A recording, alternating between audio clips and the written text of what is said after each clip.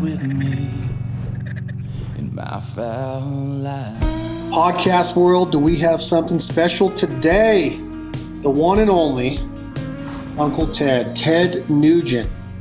I mean, I could call you the Motor City Madman. Do you still go by that, Ted Nugent? You can call me anything you want, Chad, as long as I'm your blood brother and we share back straps. That's all that matters.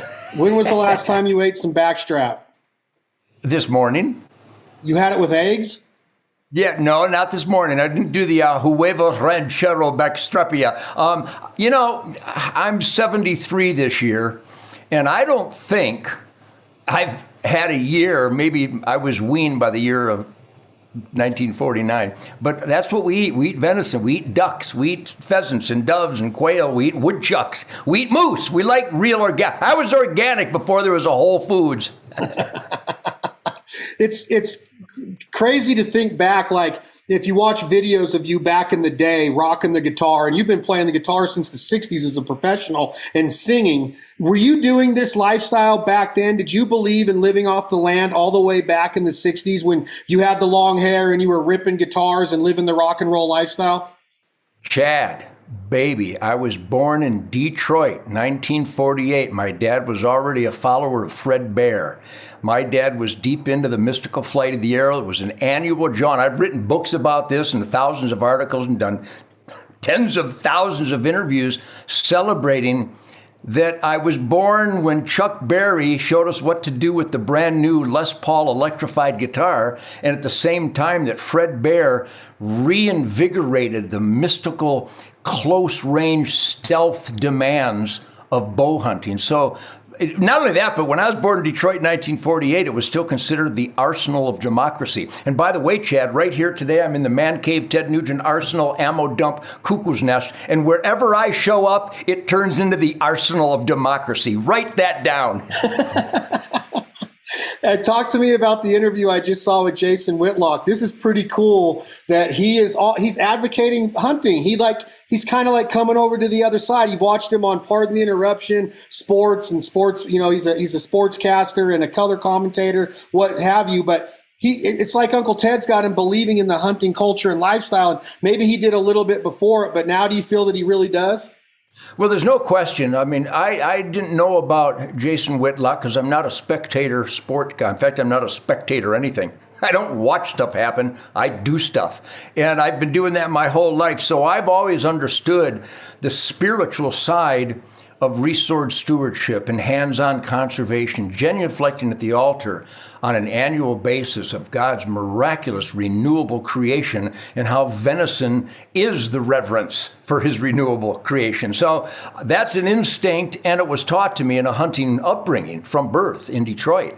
I say Detroit, I was right next to the Rouge River, so it was a wildlife paradise, and I had quail and pheasants and muskrats and beavers and mallards. It was literally a calling equal to the guitar playing. But what I witnessed from Jason Whitlock and all my sons and daughters and my band and my crew, everybody in my life loves the NBA and loves the football and the baseball stuff. And I got a lot of friends in those incredibly athletic sports worlds. Kurt Gibson is a dear friend, dear hunting buddy of mine. But I've never watched games. I mean, I rock and roll and then I hunt. And then I write books and I do interviews celebrating rock and roll and conservation. And so when I witnessed Jason Whitlock on Tucker Carlson over the last couple of years, he sounded sensible. He sounded tuned in to understanding why we're having a cultural suicide because of the distancing from God. Distancing from the Great Spirit in the Aboriginal terms. So when I saw him recently on Glenn Beck, he was sharing with Glenn Beck, and again, this is important, Chad, because he's sharing it to millions and millions of non-hunters. And that's what I've always done. You guys already get it. Everybody at the SHOT Show, they already get it. So I do MTV and VH1 and CMT, and I do the BBC, and I do all the networks. I go into the enemy's camp promoting hunting and Second Amendment rights. But what instinctively came out of an already respected, intelligent, and absolute, unmovable, fearless man like Jason Whitlock was sharing with Glenn Beck's multi-million audience that his buddy Sean explained why he loved hunting. And Jason goes, well, I'm not a hunter, but I listened to Sean, and he was talking about the spirituality. He was talking about the soul cleansing, things you and I take for granted. Things that the sporting world already gets in the duck blind or in the deer blind or planting a food plot or gutting a moose. We know that this is a miraculous creation. But Jason Whitlock, from outside the sport of hunting and conservation, he immediately grasped what you and I would have said. And here it's coming from a respected sportscaster who also gets out on the politically incorrect limb in the culture war about God, family, country, individual accountability, law and order, respecting your family and being a family.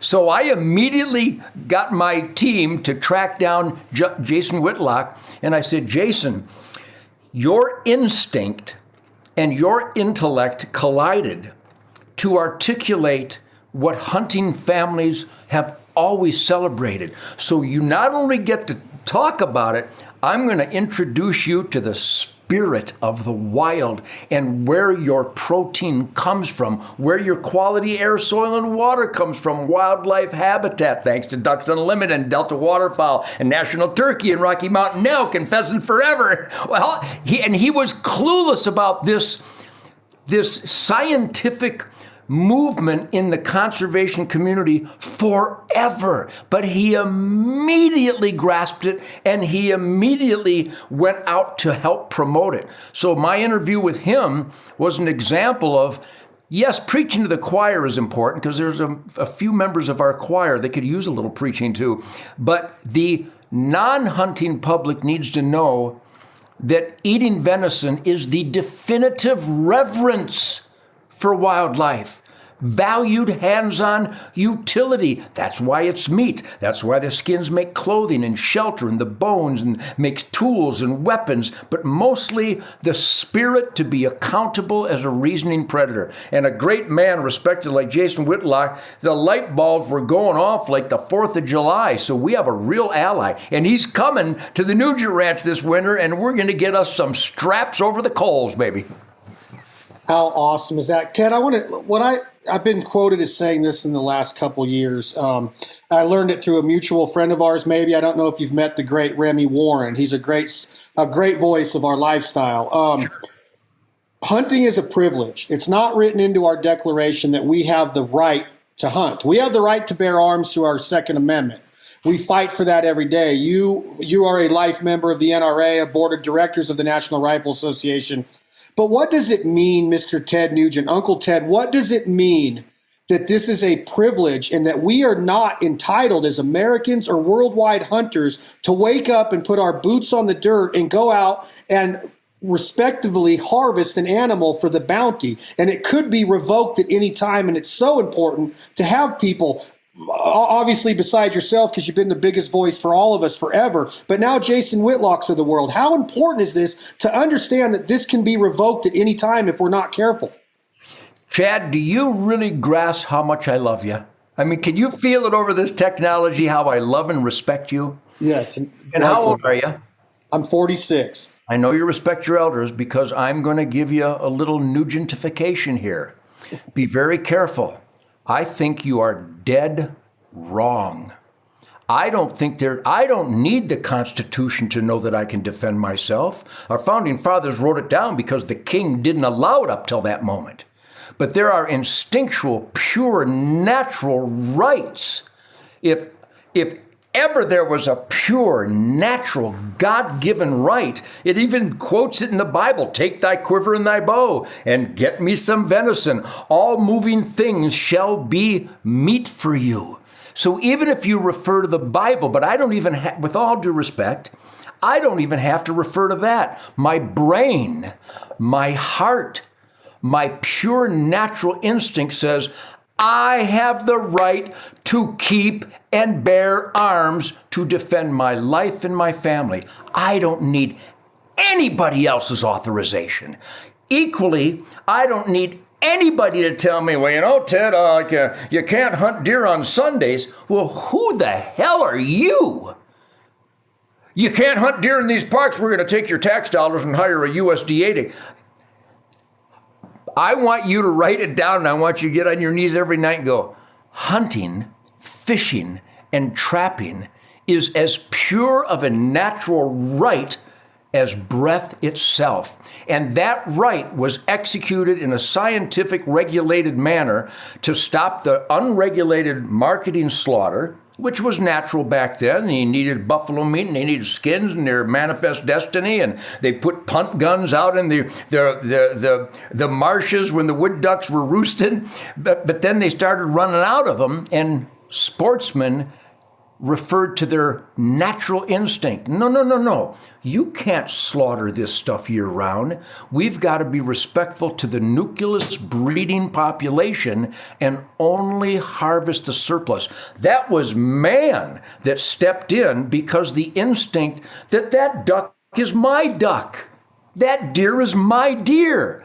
And I am confident, you may have noticed this, that I am responsible enough to only harvest the surplus. That's why there's more deer, more turkey, more cougars, more bears than ever in recorded history. And the duck populations are thriving because it's our natural right not just to hunt these creatures, but to manage them via hunting for eternal productivity. So I don't agree at all that hunting is a privilege. I'd like to, maybe you can introduce me to the man who gives me the right to hunt. The man has never been born. God gave me that right. I not only have a right to hunt, I have a moral, intellectual, and spiritual obligation to do so, to balance those populations so there's room for next year ducklings and fawns and cubs and calves. Even guitar players can figure this stuff out, especially when you've been doing it as long as I have. The worst thing for wildlife is to stop hunting. The worst thing for that body of water is to stop fishing. You know what happens. They're going to produce, but the habitat's not going to expand. So, and here's the tragedy. What I just said, it's not an opinion, it's not a hunch. This is as raw a primal natural science that has ever existed. And not a word I just shared with you has ever been uttered in a school in America, which is why we have problems. So hunting is not a privilege. There's no man that can give me such a privilege. No man can give me the privilege to defend myself. Nobody can give me the privilege to build a home. Nobody can give me a privilege to farm my land. Those are natural, instinctive, we the people, freedom-based rights from God. And we need to do it in a responsible manner. And that's what we do. Responsible manner comes in a lot of forms, in my opinion, Ted, on as a hunter and the responsibility that we take on. To tell the audience, please, Ted, why hunters are considered, or maybe not even considered is the right word, the ultimate conservationists. We kill animals. We take them out of the ecosystem. But what do we do to gather that term of being the ultimate conservationist? Because we are the ones sending the arrows downrange. We are the ones pulling the triggers. We are the ones taking the back straps out of the deer and feeding it to our friends and family, and the needy, and the homeless, and this and that. And during the pandemic, I saw it more than ever. Where'd you get that turkey meat? Where'd you get that deer meat? Oh, sure, you can have some. Oh, sure, you can have some. Why are we the ultimate conservationists, and what does that mean, and how did we get that term? Well, I think, I'm not an avid reader. I'm an avid writer. And I suppose I could quote most of the Webster's dictionary. But the term conservation literally translates as wise use, responsible use. To conserve timber is to cut trees down to sell wood and build homes, and to replant more than you cut. Now, I was never taught that, but I was taught accountability, and I was taught chores in being an asset to my family growing up in Detroit. And again, I say Detroit, right across the Rouge River wildlife skunk hollow paradise, which I spent almost all my waking hours. And plus we'd go north every year to squirrel hunt and to deer hunt. So I learned boots on the ground, because you're sure as heck not going to learn any of this stuff in school.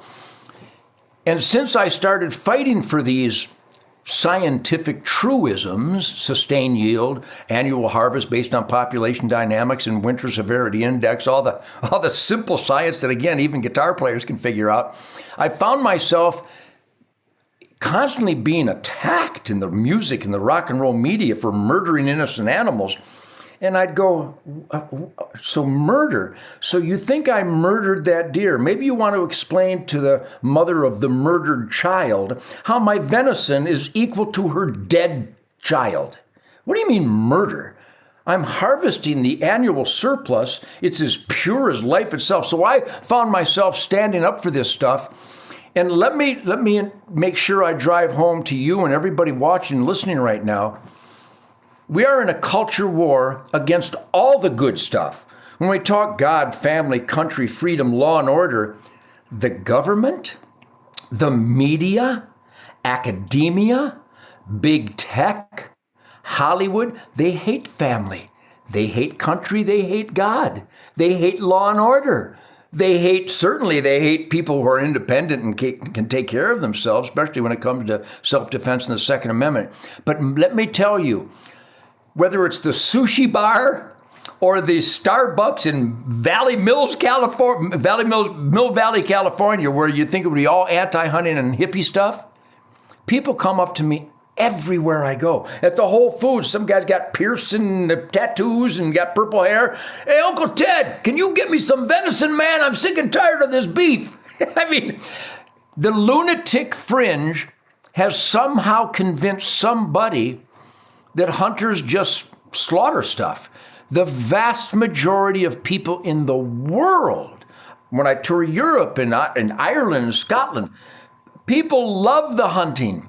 They love the venison. They love what Uncle Ted, when I whack them and stack them, they all watch Spirit of the Wild TV, non-hunters and just rock and roll fans. And they get it. You have to literally eat LSD by the shovelful to pretend that sustained yield wildlife management hasn't or won't work. So the truism that wise use, it explodes on Thanksgiving.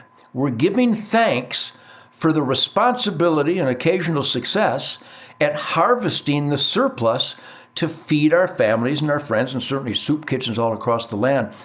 So I think, Chad, and again, I know that everybody knows what I am and what I stand for, so some anti-hunter sure as hell ain't going to come up to me. I wish they would.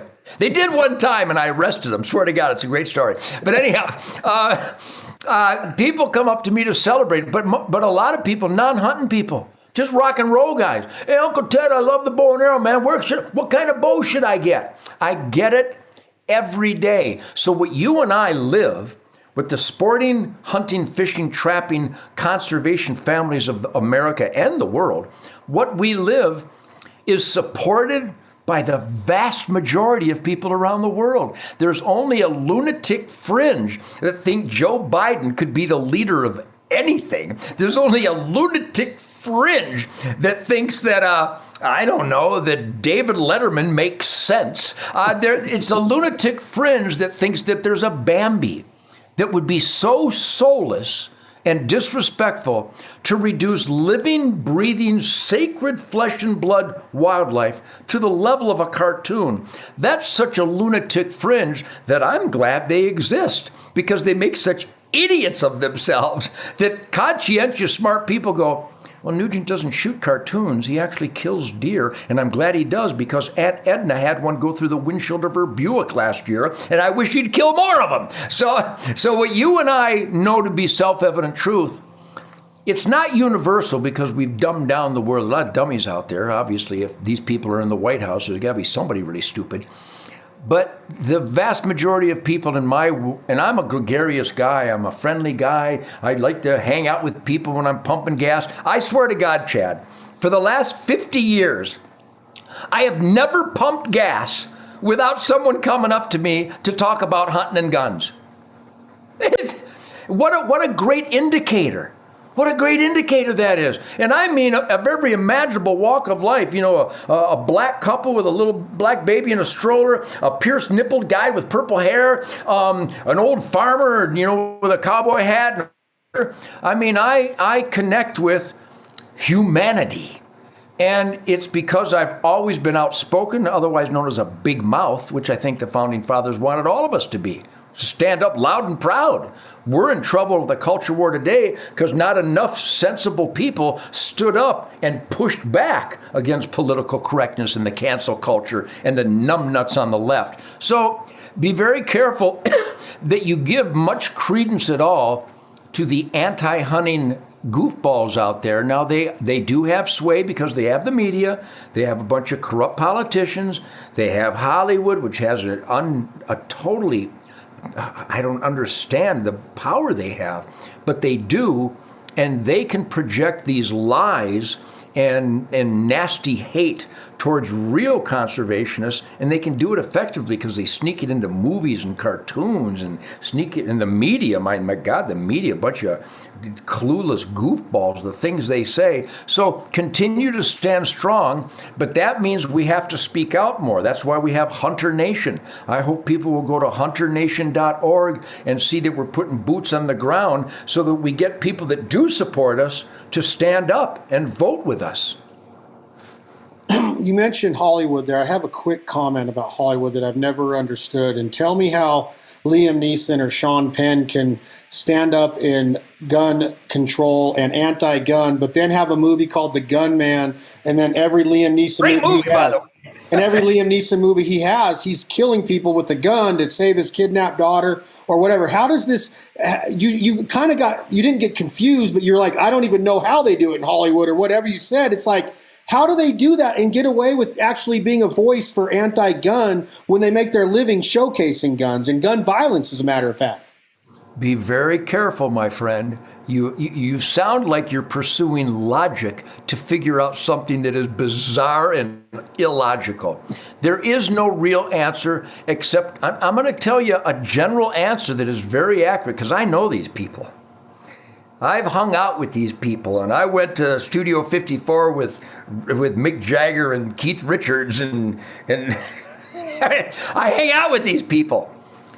They're stoned. They don't have logic in their life. Fantasy feel-good stuff is clinged maniacally. They cling to it because it feels good. Well, I didn't kill anything. Well, I got news for you. That glass of wine, the guy that owns that vineyard killed everything that dared to enter the vineyard. Each grape, there's a dead coon, possum, skunk, coyote, fox, bird, owl, gopher, snake, turtle. They kill everything that messes with the grapes for your wine, raising money for an animal rights organization. So I'm able to get these points across, but my point is, there is no logic in the anti-hunting world. It's a scam. They've got enough dumb people, and Sean Penn is an amazing actor. I mean, I watched The Gunman. It was, boy, he obviously had some training like Keanu Reeves. Those guys can handle those guns. Those are often. But you're right. How do you make a living with this apparatus and then condemn the existence of the apparatus that built your 4 homes and bought your yacht? And I'll tell you how. They're stoned.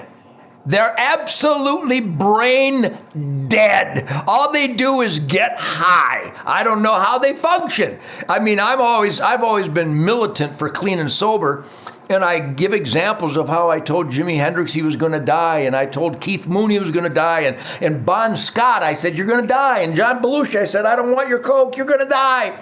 But then there's Keith Richards. I told him he was going to die, and he hasn't yet.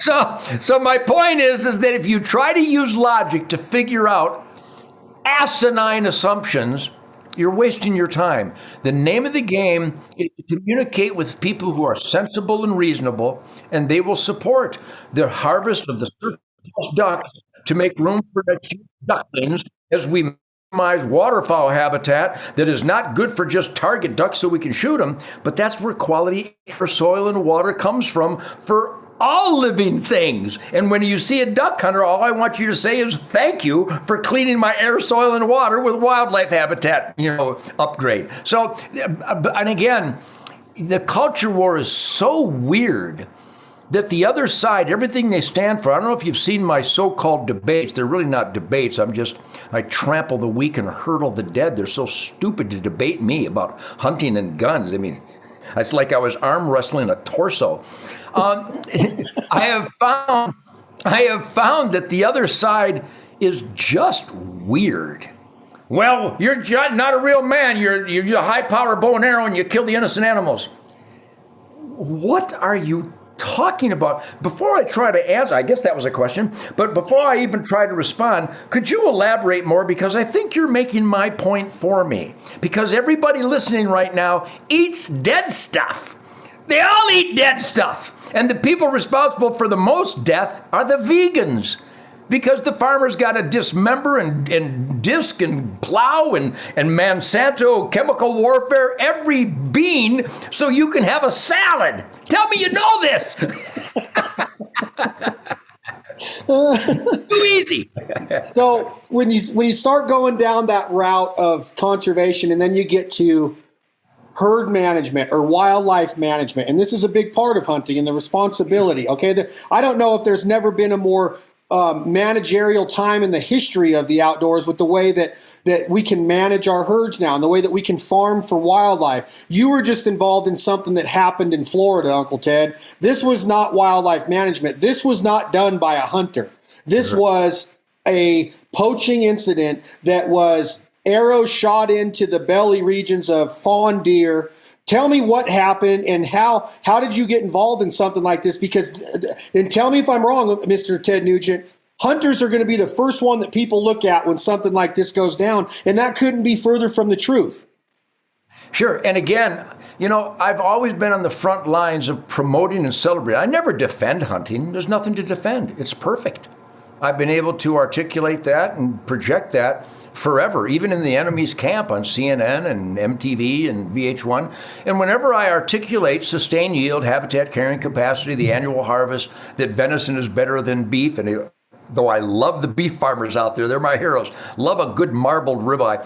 But when I articulate what it is that we do, I've always found that it galvanizes my fellow sportsmen, no matter where I am, New Jersey, New York, California, Ireland, they all come out of the woodwork to hang out with Uncle Ted. And so I have a network globally over the years that when something nasty happens that might be misrepresented by a misrepresenting masters of the media, that an arrow through a fawn in a park must be some mean bow hunter, intentionally traumatizing the helpless animal. I'm contacted immediately, and I immediately reach out to the game department and to the media. And here's another very rewarding update. When I speak to the people on the ground where the fawn was shot with a crossbow bolt, and you can see in the photo, it's a target point. That wasn't a hunter. The season's not on. It's not a hunter. I guarantee the guy didn't have a hunting license. Not only that, but it's a no hunting park, which I'm trying to fix. But I found that 3 or 4 ladies who were really distraught, as they should be, at the image of a young deer with a crossbow bolt through the belly that ended up dying. None of them were hunters that were raising Cain about it, but they all on their own said, we know it's not hunters doing it, these are vandals. Hallelujah. Of course they're vandals. And who offers the best reward to find information to convict these vandals? The whack master, the hunting guy, the globally loudmouth promoter of bow hunting and archery and venison, because they know it's not us. Now, some animal rights freak in a scam to raise funds to stop the cruel sport of bow hunting, which they've been doing forever, it takes really feeble, ignorant, disconnected, just really stupid people to not realize that that's a target bolt in a no hunting area during the non-season at an illegal animal. I mean, and who passed those laws? The government didn't pass those laws. Hunters stepped in and stopped the marketing slaughter, and we regulated and we charged ourselves massive amounts of taxes and monies to finance game departments to stop that kind of vandalism. So I was able to convey that in the major media down in Florida in this recent episode. And I've been doing that. I did it at Scott County Park in Iowa, the Brown County Park in Indiana. The same crap was going on. And I was able to train people around the world. Go to the community meeting, call the media and articulate that this is not bow hunting. This is not how you do that. talking about being a reasoning predator, a conscientious, thoughtful predator that pursues a samurai excellence with our weapons so that we kill cleanly and humanely, much less harmful than an eagle or a cougar. Those wild animal predators, they don't care if they wound a fawn or a calf. They just want to go crazy and hopefully bleed to death so they can eventually eat it alive. We don't do that. We have a conscience. We have a soul. And I've been able to convey that. And I hope everybody watching, when the hunting world, when our families see this kind of stuff, don't go, hey, Martha, look at this. That's terrible. Call your game department. Chime in. Let them hear your voice as a dedicated hunter that you want to get to the bottom of this vandalism. It's not even really poaching because it has nothing to do with it. It's not like he's hunting deer out of season. They're just vandals. And we should stop all poaching and all vandals. But there's a lot of game laws out there, Chad, that are so wrong and punitive and arbitrary. For example, a lot of my hunting friends, and I bet you yours too, don't know that there's 8 states where the government says you can't hunt on Sunday during the hunting season. Well, that's insane.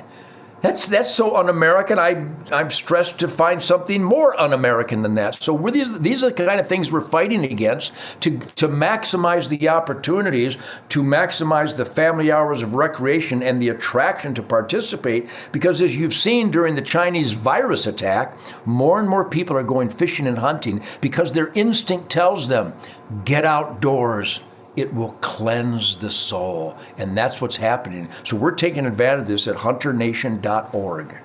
HunterNation.org stands up for several behind-the-scenes advocacy, and they're fighting for hunters' rights, from veterans in Montana to hunting on Sundays. One of the big things that affect my side of the country, I live out here in Nevada, Tahoe, California area, you're not allowed to hunt mountain lions in the state of California. Not just you can't run bears with hounds anymore, Uncle Ted.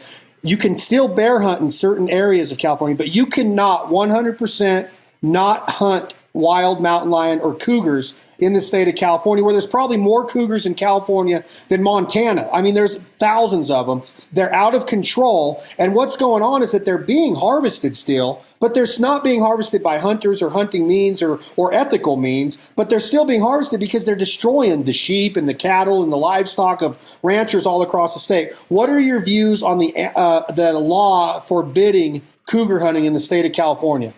I've been on top of that since the very beginning in 1972. In fact, I know the gaggle of the greatest houndsmen in the state of California. I hunted bears with hounds in California right up to the year they ended it.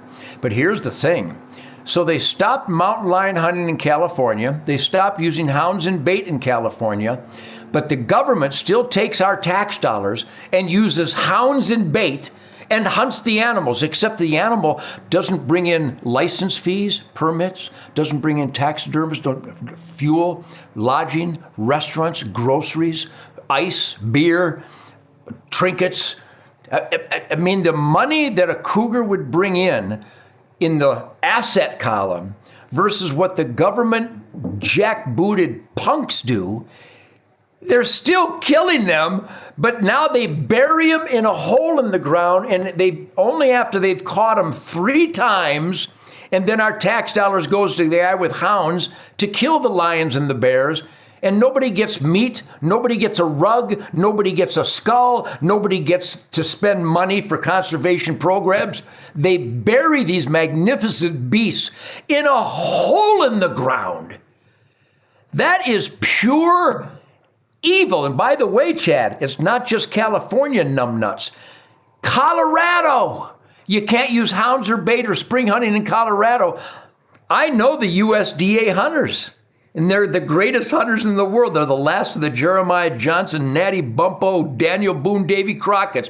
But they get paid to kill these lions and bears year-round using hounds and bait. And then they bury them in a hole in the ground. And then our tax dollars not only pay for all of that, but then our tax dollars pay for the guy operating the backhoe and pay to replace the llamas and the alpacas and the goats and the sheep and the cattle and the foals. It's all damage control instead of quality control. It's insanity. And I'll tell you why. Hunter Nation was formed because we bought the list of every licensed hunter in North America. And we cross-referenced that list of licensed hunters in America to the voting registration in America. Chad, these atrocities took place against hunting ethics by government jerks because hunters don't vote. 66% of licensed hunters in Texas are not even registered to vote, Chad. Michigan, 48%. They'll squawk and bitch, then they don't do anything. So we started to rectify that in 2016, and you saw those results. Michigan, Wisconsin, and Pennsylvania, the top 3 states. Texas is still number 1, and we're focusing on that now. But just by focusing on the top 3 hunting states, Michigan, Pennsylvania, Wisconsin, we woke up these apathetic hunters and went, man, you guys are getting tickets for not having their bow in a case? What role does a bow case play in wildlife conservation? And you can't hunt on Sundays, but you only got weekends to hunt? And you're quitting? And you're not voting to get Sundays open? Get with Hunter Nation. We galvanized these people. We got 500,000, 500,000 hunters to register and vote. We don't tell them who to vote for, but when you say God, family, country, freedom, gun rights, property rights, law and order, hunting rights, we vet these candidates, and we can't tell somebody who to vote for, but we watched who they voted for in 2016 say hallelujah. On that same subject, is there any chance that he might get back in that house in the next couple weeks? Well, I don't have a crystal ball. I shot that last year.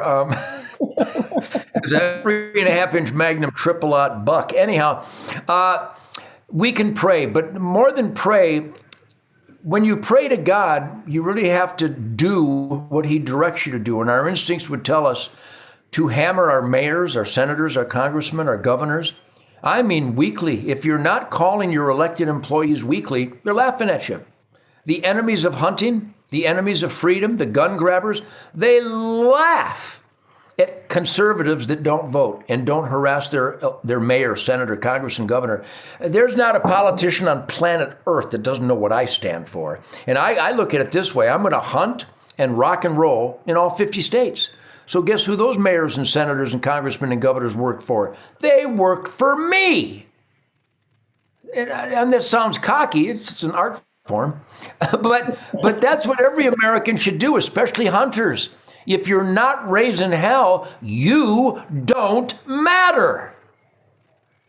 Makes perfect sense. I was in Fort Worth last week, Mr. Ted Nugent, and I had a person walk up to me at the Texas Trophy Hunters Association. It's a hunting show. Hunters are like-minded people.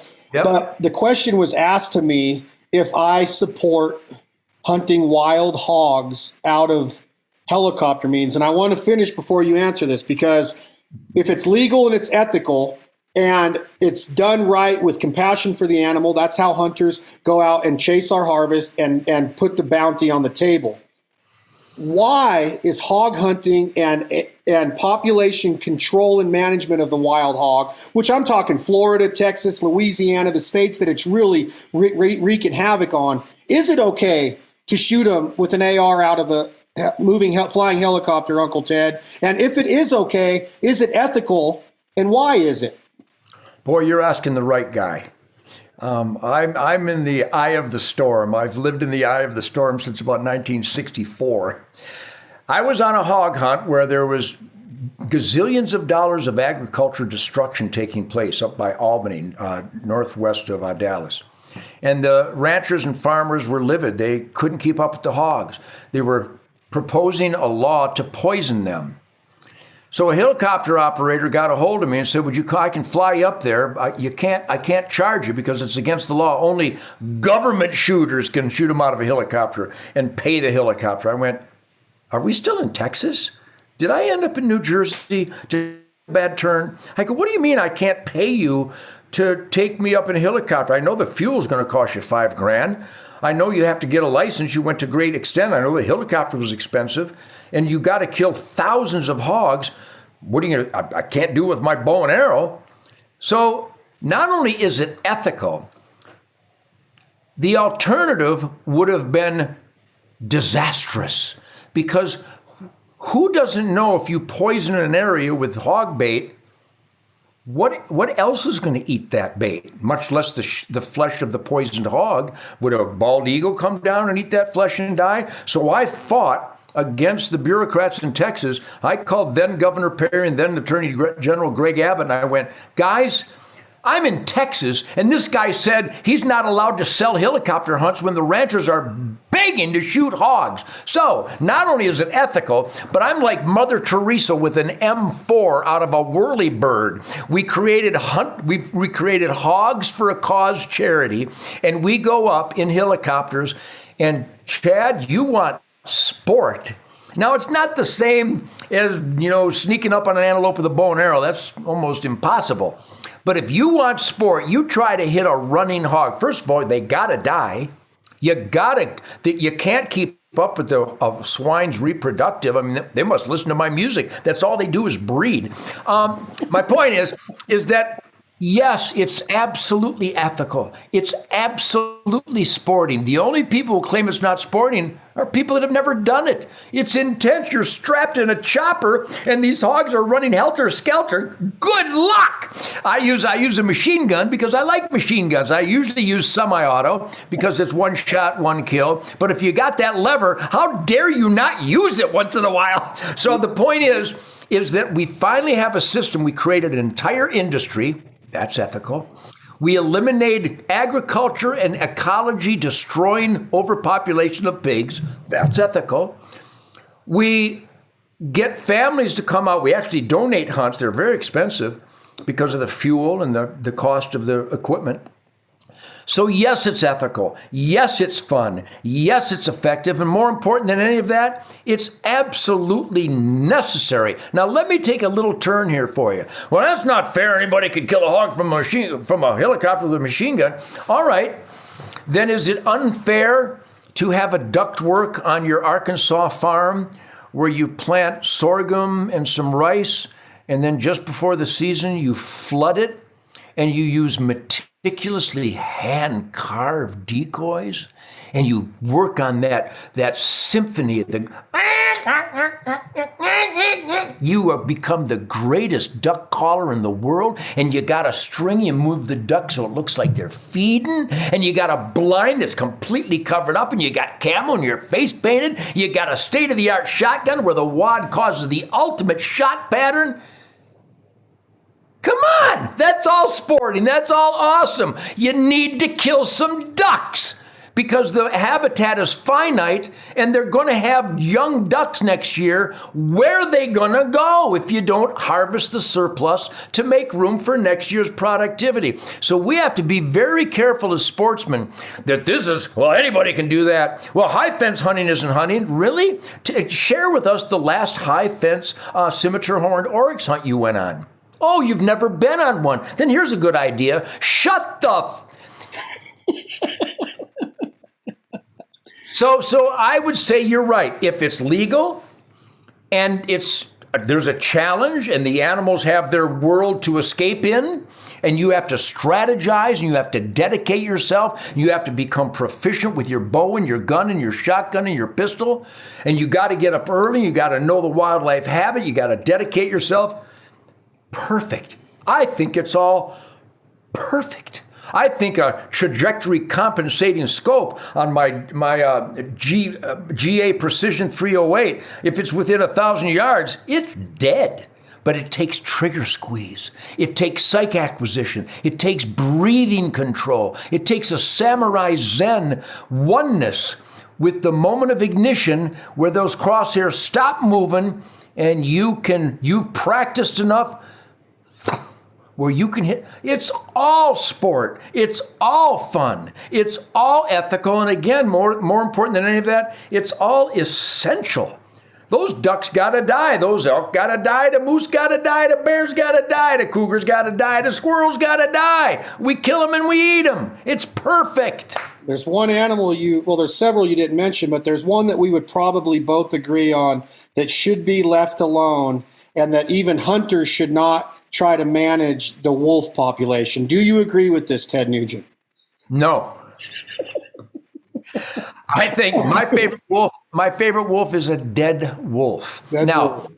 Let me clarify. My favorite deer is a dead deer because then I can turn it into family-sized portions, but it should represent that it's coming from a thriving population that has been properly managed to produce a surplus for the annual harvest, so it has value, so you can pay game departments, most of which need to be revised, so that the wolf, the cougar, the bear, the ducks, the geese, the pheasant, the turkey, it all has to live within the confines of finite habitat. And when the wolf kills deer year-round without buying license or having a bag limit, that wolf is no longer an asset.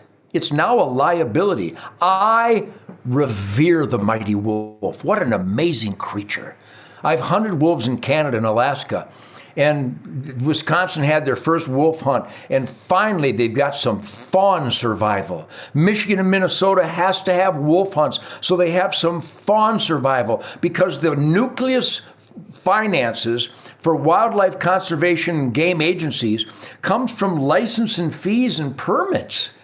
And if there's a predator species that doesn't invest in those game departments, it has to be managed too, so it doesn't deplete those resources, deer, elk, moose, turkey, whatever, so that there's a balance for wolves and coyotes, as if we can ever balance coyotes. I mean, I love coyotes, but they have to be harvested so that they are in a balanced strata of all wildlife. If you just let the wolves go, you're going to lose hunting licenses, you're going to lose hunting dollars, you're going to lose the entire hunting region economy because the wolf's not going to support it. We want to see wolves. I think Michigan should have like 20 wolves. I think Wisconsin, I suppose I could listen to a wolf specialist, though they got us in this predicament, so maybe I shouldn't listen to them. I would like there to be wolves where wolves have proper habitat, but there also should be an annual season on them so we keep them within the balance of the other wildlife. You can't, for example, pheasants have vanished. Pheasant and quail have vanished from the once pheasant quail heaven of southern Michigan. There's a hawk or an owl or an osprey or an eagle on every fence post. They protected these avian predators to the point where there's no small game. Well, am I advocating hunting birds of prey? Yeah, I am. Yeah, I think they should be balanced too. So we have some rabbits. What a great introductory animal for a young hunter. Rabbit hunt, we all started that way. The pheasants, I used to be able to go pheasant hunting in Michigan, southern Michigan. There was a pheasant down every fence row. I haven't seen one in 30 years, except on my fen, a very unique wetland. On my fen, I kill so many deer and so many varmints every year. I can't kill hawks and owls, but I kill so many coons, possums, skunks, cats, dogs, coyotes, every snakes, turtles, snapping turtles. They eat enough duck eggs. So when I wage war on the predators, now I've got pheasants on my swamp and my farm in Michigan. But it's almost impossible. If you don't wage war on the predators, you'll never have small game. When in the description of Ted Nugent, it says the word activist. You are probably the biggest voice in the history of celebrity to speak this message of hunting, the outdoors, conservation, ecosystem, everything that you preached for so many years. It's so important to have that. You went on Joe Rogan. Joe Rogan's an archery elk hunter now. He's showing how he eats wild elk with jalapenos. He's into it. He's a good voice for it. We talked about Jason Whitfield at the beginning of this. But when it comes down to the politics of our country and the direction that our country is going, Ted Nugent, what would you tell somebody, let's say even younger than me, 10 years younger than me, 20 years younger than me, the stuff that's going on in Afghanistan, the stuff that's going on in D.C. right now, the things that are happening in the world right now, this is because of poor leadership, in my opinion, But how can we do this if what you say is just to stay on top of our senators, stay on top of our assemblymen, our state representatives? Is this all we can do? Getting involved with Hunter Nation. But what about the rest of the world that is affecting our families too, and affecting our military and putting them in the harm's way like happened over the last 5-6 days? What do you tell somebody that's got their whole life in front of them, Uncle Ted, right now? What can we do? Well, number one, the manifestation of our cultural deprivation can be summarized in a single word. And I know it sounds like two words, but I think it's one word: spoiled brats. We are so soft. We have it so good. No one's ever turned on the faucet and not got hot water. Nobody's ever gone to the store and go, I'd like some raspberries. Well, they're right over there. We have 2 acres of raspberries. We have everything, everywhere, and there's very little effort necessary. Now, I'm not denying the incredible man in the arena work ethic of everybody out there. I know people from every imaginable walk of life, and boy, they kick ass. They work hard. They sacrifice. They take risks. Starting a business, the entrepreneurial spirit is alive and well, but it's being oppressed by a left-wing government where you literally punish the hardest workers and you reward the non-workers. This experiment in self-government, I don't know when it happened. I was born in 48, so I was still in the afterglow of World War II, where good destroyed the evil Japanese emperor monsters and the Nazis. So that was a well-defined, irrefutable, globally celebrated good over obvious evil. It hasn't been that clear-cut. And I think when Dwight Eisenhower left office, I believe it was in 51, maybe a little later than that, and he said that the biggest threat in America isn't going to be communism or the Nazis or emperors. It's going to be the military-industrial complex of America who are scamming us into oblivion. And now it is all these years later in 2021, and you watch the Joint Chiefs of Staff, General Milley. The guy's a traitor. The guy thinks that the worst threat to America is angry white men. Not Al-Qaeda, not the Taliban. He said the greatest threat to America is white supremacists. Really? Can you name anybody that a white supremacist has killed in the last couple of years? I'll tell you, you think any of the black children in Chicago have been killed by a white supremacist ever? Maybe last time was, I don't know, sometime in 1950. So you got a Joint Chiefs of Staff that has bought into the globalist Marxist agenda. I've never seen such a threat to freedom in my life. And this president is just pure evil. The entire Democrat Party, everything out of their mouth is just a vicious, treasonous, hateful lie. And it hurts to have to say that, but the evidence is irrefutable unless you're eating acid. So my battle cry has always been, freedom is not free. You have to be engaged. I remember confronting my children's school boards over the years when they decreased some nonsensical rule, and I'd go in and there was no such term as critical thinking, but I was critically thinking. I'm going, well, that doesn't make sense. I don't like that.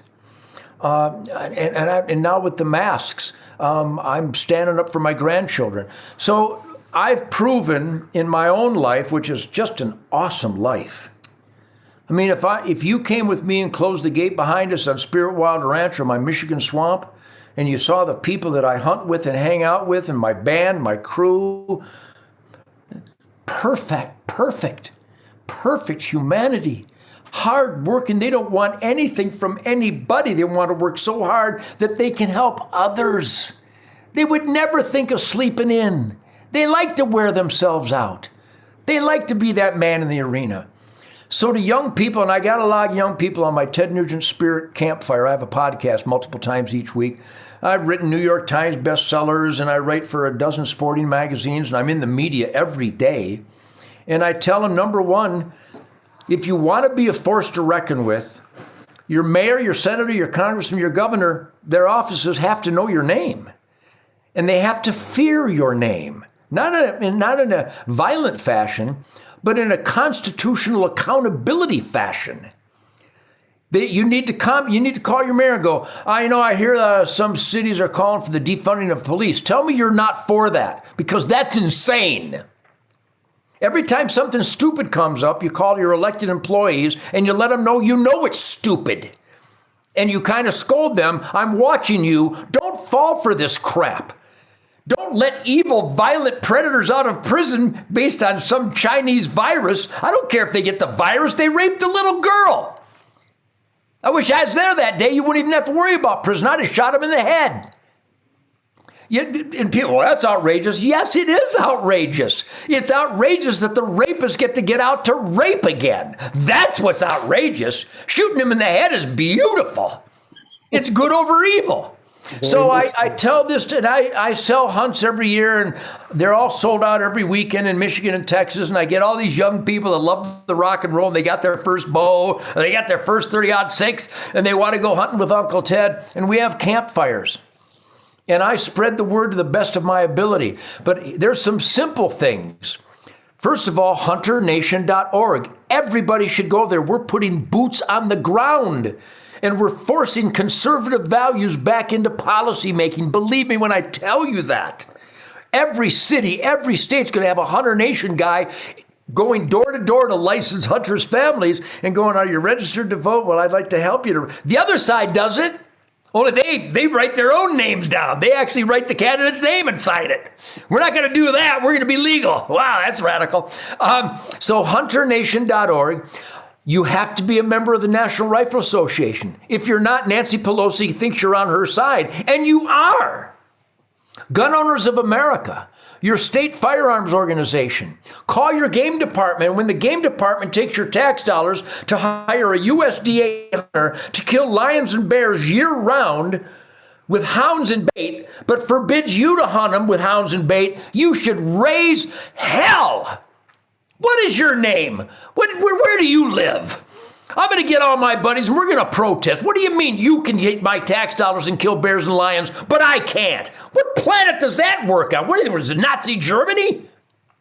And meanwhile, the hunters in Colorado going, well, there's nothing I can do. But maybe you should go to the store and buy a spine. So you need to. We're doing damage control. Because I couldn't galvanize people. I started doing this around 65, 66. Not when I was 65, 1965, when I was like 17. And I was attacked for carrying a gun and killing deer. And I go, what, are you kidding me? Self-defense is perfect. Really? So unarmed and helpless, that's been beneficial under what conditions? And venison, you have a problem with venison? What are you, weird? So I was starting to fight back when these hippie rock and roll media people would attack me, because once in a while my Smith & Wesson would print, and they go, is that a gun? And I go, yeah, so is this. Do you carry a gun? I go, no, I don't carry a gun. That'd be like carrying a bullet. So I was able to be funny and kind of witty about it, because their attacks were so ridiculous.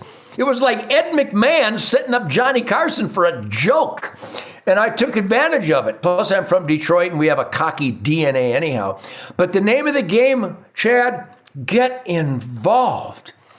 Get with Ducks Unlimited and thank them for the amazing habitat restoration miracle they performed, but then scold them and ask them why they don't get involved with gun rights, why they don't get involved with varmint patrol like Delta Waterfowl does. The conservationist organizations, Chad, they have a really nice tie, and they speak in such a way that they don't want to ruffle any feathers. Well, we don't really kill the ducks. We actually harvest the ducks. You're not making any friends. You're candy coating it, and it's not honest. So there's a lot of things. I mean, there's so many great conservation organizations, but I'm telling you, Hunter Nation is it for getting boots on the ground and getting candidates that will get our belief system into policy making. Everything else is superfluous. I've been working. I love Hunter Nation. Everybody needs to go to hunternation.org and become a member and get involved. Before I ask your opinion of a couple people and before I let you go, Uncle Ted, Safari Club International has been doing a great job in my eyes. With we've been working with them on a lot of this, the bear hunting bill that just got taken off of the docket in California again to outlaw bear. What Laird Hamberlin is doing to get that ideology that a safari is an adventure, it's an experience, it's a journey. You don't have to go to one of the countries on the continent of Africa to kill the dangerous five or the plains game to be considered on safari. Sure. So I think that they're doing a great job of getting that message back for the squirrel hunter, the rabbit hunter, the duck hunter, the white-tailed deer hunter, whatever you're hunting.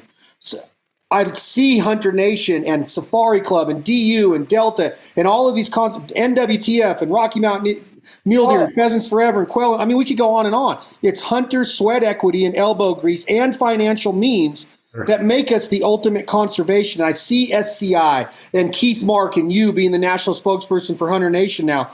This is how we get involved. We keep knocking down doors and we stay transparent and we keep standing up for this lifestyle that's so special to all of us. That's what you mean to all of us hunters. And when I watch your book signings and been to them and been to your speeches and your seminars and NRA conventions or the SHOT Show or wherever it was, the Sportsman's Channel dinner that you spoke at a few years ago in Vegas, amazing stuff. So kudos to you, but most of all, thank you, Uncle Ted.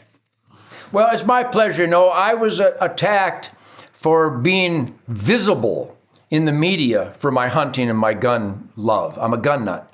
I just think guns are so cool. They're almost as cool as guitars. Actually, I can kill dinner with both. My guitar is so vicious. Anyhow, so I found myself all alone. When I tried to get bear hunting legalized in New Jersey, I think I got 6 guys to show up. But there were tens of thousands of hunters. And when they were trying to ban Saturday night specials, I would go to committee hearings and I'd testify on the House floor. And people go, why would you need a Saturday night special? Well, because the language in the bill identifies Dirty Harry's 44 Magnum as a Saturday night special. What's a Saturday night special? So people who can't afford an expensive gun can't defend themselves? And so I had people squawking, Nugent's a radical. He thinks everybody should have a machine gun. Actually, I do. But so now is the time in this culture war to stand up and raise hell. The founding fathers sacrificed their reputations and their fortunes and their lives. We are at that Concord Bridge again. This really is a Concord Bridge. They're coming every day in the media, academia, the Democrats and the rhinos, how they can pass this so-called infrastructure bill when it's not an infrastructure bill, how they can abandon our people in Afghanistan and worry more about getting Afghanistan military-aged men over here, but not Americans. What planet does this happen on? So there's so many atrocities. You and I get our businesses shut down and our kids got to get an experimental shot and have multiple masks, but we get millions of people invading across our border without any vetting at all? This is planet of the cuckoo's nest. So if anybody actually cares, squawking amongst ourselves has been the bane of freedom. It's why we've lost. Your mayor, your senator, your congressman, and your governor need to hear from you constantly.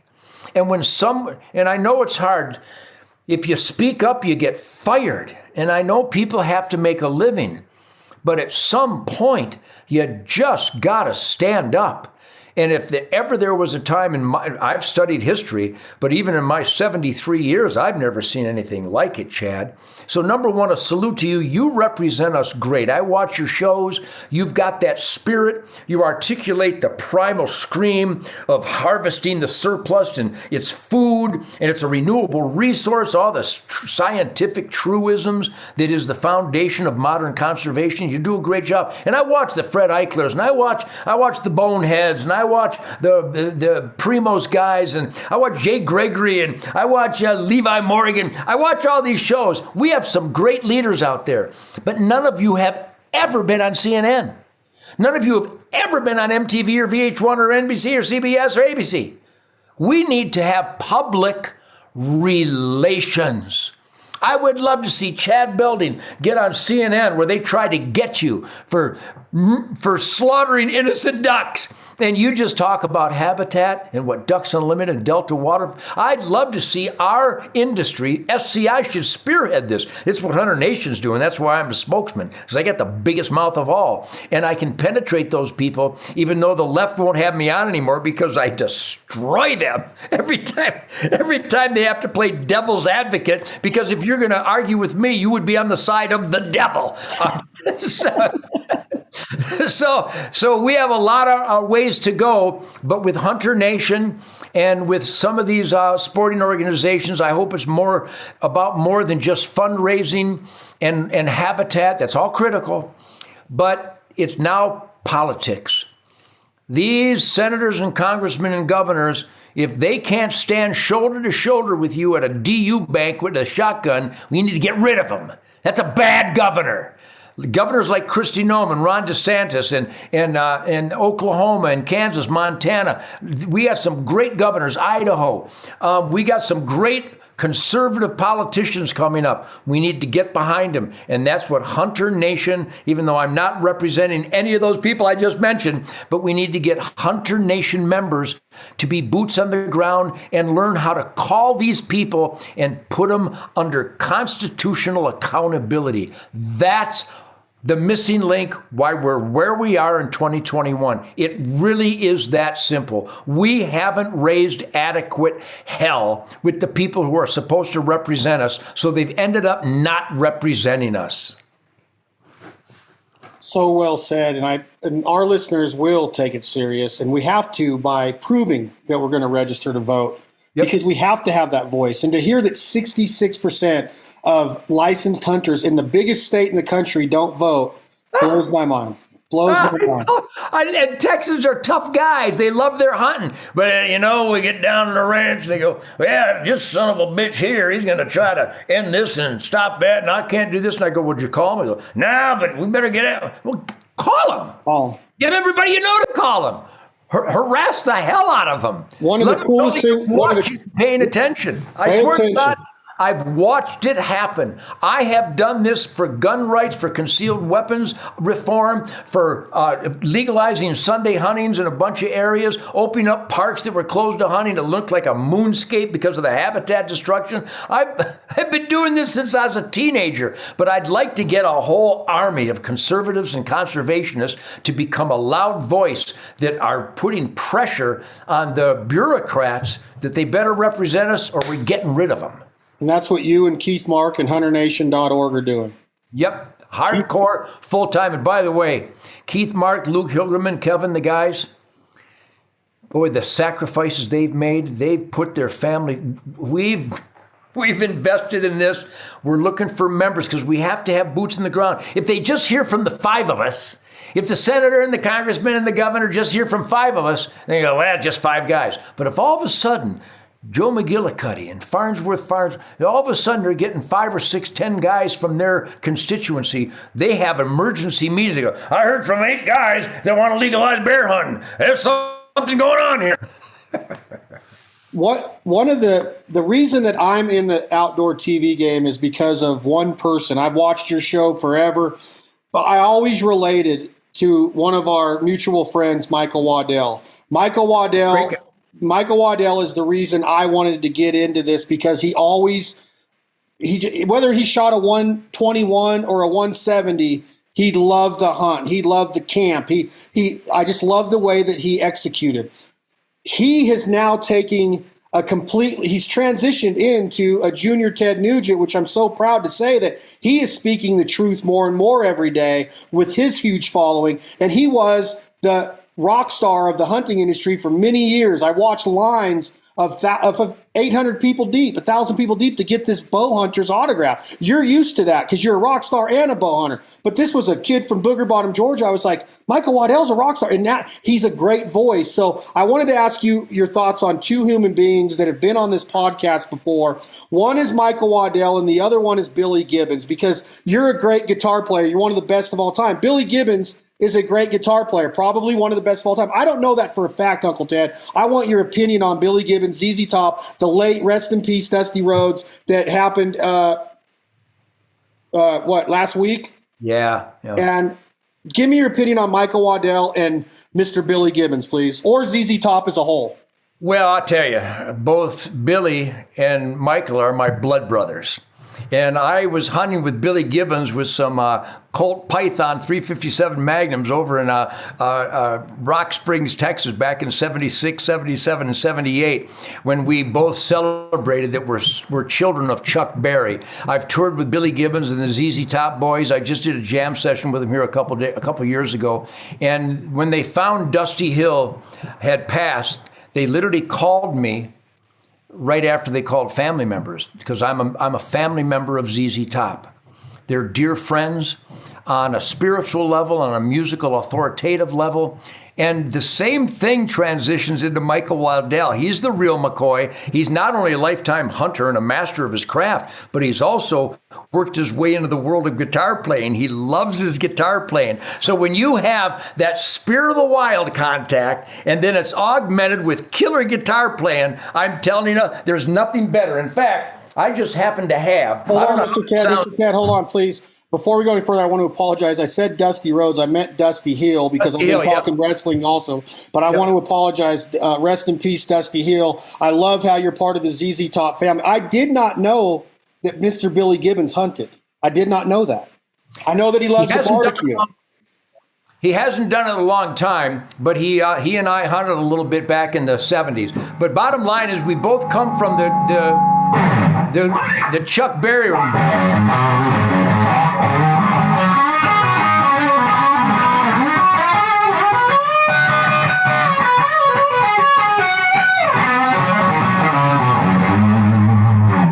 We both come from that greasy blues guitar playing stuff, and he's a dear friend. We keep in touch on a regular basis, and Michael and I talk over the years, and he's made it quite clear that he's been watching me forever, and he realized that you just can't celebrate the hunt. You've got to promote the conservation lifestyle, and he's really come on strong, and that's a perfect example I was talking about. How great would Michael Waddell be in any media setting beyond the sporting media, into the big world of media? What a great representative of the heart and soul, down-to-earth, grounded conservation, hunting, fishing, trapping lifestyle. He's articulate. He's a lovable guy. He's a knowledgeable guy. And the most important thing that you have, Chad, and that Michael has, and all these guys that I was talking about earlier, believability. Your passion, your sincerity, your knowledge, your dedication to the craft is so believable, and that's the missing link in our industry. SCI should have a public relations arm. They should get guys like you and Michael Waddell and Craig Morgan's a great superstar country artist and a great dedicated hunter conservationist. Safari Club International should follow lead on Hunter Nation, and we should get out there and promote and celebrate what it is that we love, because it's not about killing ducks. It's about optimizing the habitat for biodiversity. And again, I go back to how I have changed people's minds. Where do you think clean air, soil, and water come from? It comes from wildlife habitat. Who has been at the front charge? The battle cry for optimum, healthy, thriving wildlife habitat: hunters, fishermen, and trappers. No one's ever said that other than me. So we need guys that are believable, passionate, sincere, knowledgeable, and live this lifestyle to get that word out. Every time we spend $1, trillions of dollars, for our hunting passion, air, soil, and water benefits. So everybody, including animal rights goofballs, they benefit from quality of life that we paid for and pioneered. But nobody's ever heard that before unless they heard it from me. Yeah. So I'd like to see an army. That's what Hunter Nation is going to do. We're going to create an army of voices, and it can be just my buddies, my blood brothers. They can go to their school board meeting and talk about why there isn't safe gun handling in school. And I can tell you some stories about that. Why there isn't a conservation curriculum.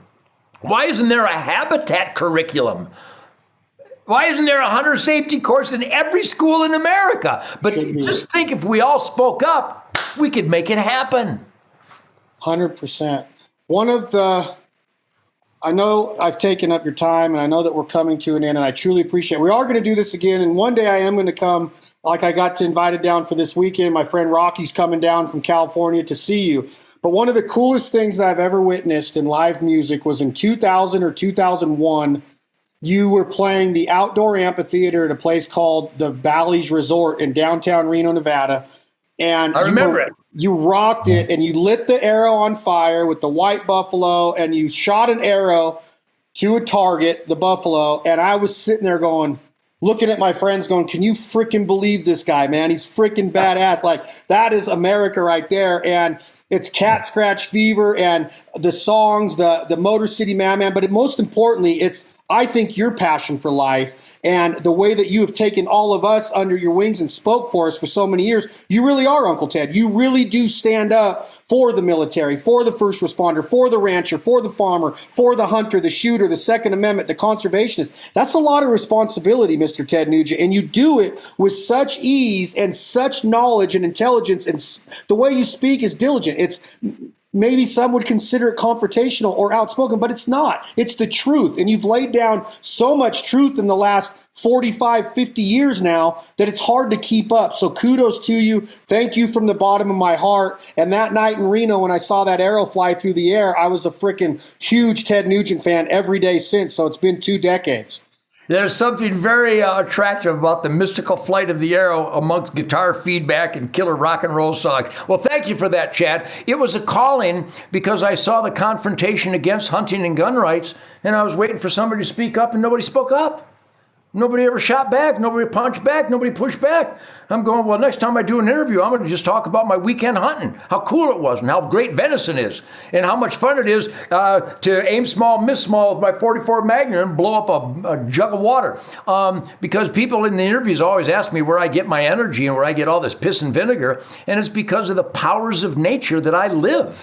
When in between all my guitar firestorms, I'm a quiet, stealthy, tuned in predator, and it keeps you alive, and it also realizes that if somebody's attacking all this perfect conservation, you need to punch back, you need to crush them, you need to embarrass them, you need to let them expose their stupidity and then put a spotlight on it. So I learned that when I was a young man, teenager actually, and so I've got it down now where the other side won't even dare debate me because I absolutely obliterate them every time.